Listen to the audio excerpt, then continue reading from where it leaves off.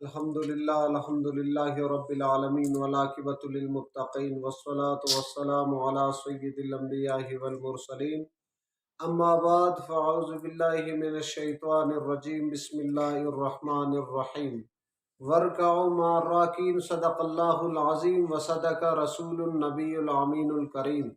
سامعین و سامعات، ناظرین و ناظرات، السلام علیکم ورحمۃ اللہ وبرکاتہ۔ نبی پاک صاحب الاولاق صلی اللہ علیہ وسلم نے فرمایا، بدترین چور وہ ہے جو نماز میں چوری کرے۔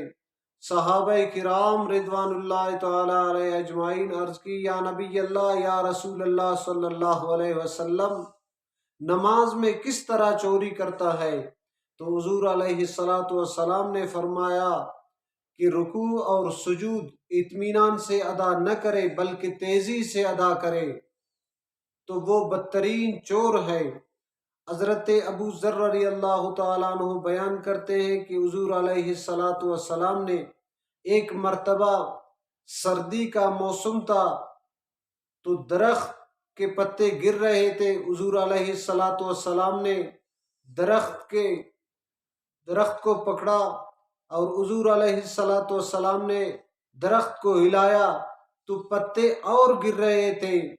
تو حضور علیہ السلام نے فرمایا، اے ابو ذر،